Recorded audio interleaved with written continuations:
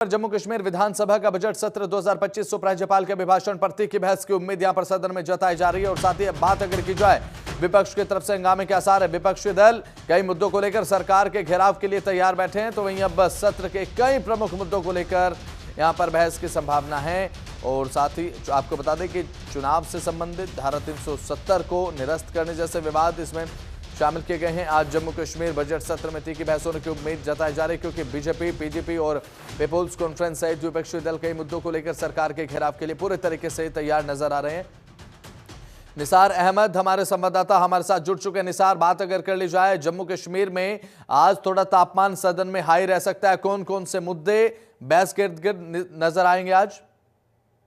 जी बिल्कुल, वक्त अगर बात की जाए तो कल का दिन जो पहला बजट सेशन का पहला दिन था, जिसमें लेफ्टिनेंट गवर्नर ने भी अपना खुतबा दिया, तो खुतबे के दौरान उन्होंने पूरी तरह से इस बात का इशारा दिया कि जम्मू कश्मीर को स्टेट का दर्जा वापस वक्त आने पर दिया जाएगा। उसके बाद उमर अब्दुल्ला ने भी अपने मुख्तसर से स्पीच में यहाँ के जो साबिका लेजिस्लेचर्स थे उनको खराज तहसीन पेश किया, और जो साबिक वजीर आजम डॉक्टर मनमोहन सिंह उनको भी खराज तहसीन पेश किया गया।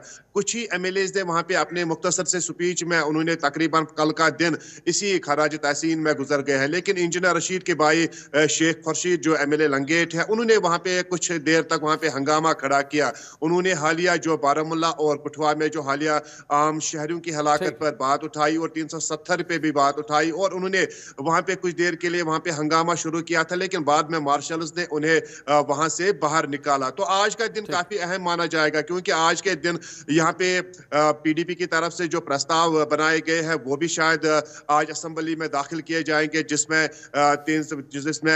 कुछ अहम नुक्ते हैं, जिनमें जो यहाँ के जमीन के जो जिसपे लोगों का कब्जा है 20 सालों से, तो उनको यहाँ पे शहरी हुकूक देना, मुकम्मल हुकूक देना, या फिर जम्मू कश्मीर में शराब पर पाबंदी, या फिर पीपल्स कॉन्फ्रेंस की तरफ से ये भी बताया गया है सजाद गनी लोन ने कि अगर 370 पे वहां पे प्रस्ताव रखा गया, जो पहला असेंबली सेशन हुआ था, उसके बाद वो फाइल कहां चली गई।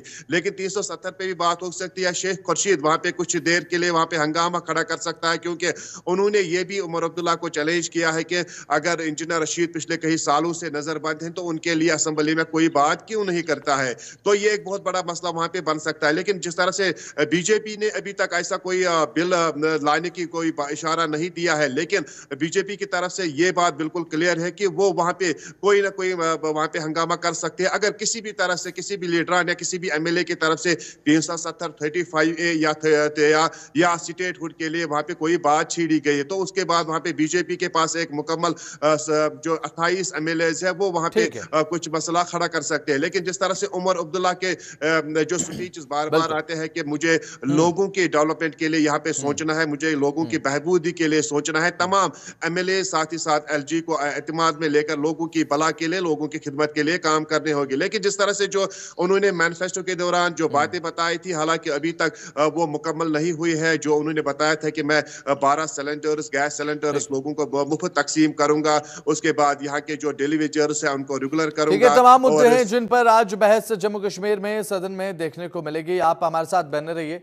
निसार, लगातार जानकारी हम आपसे ले रहे हैं।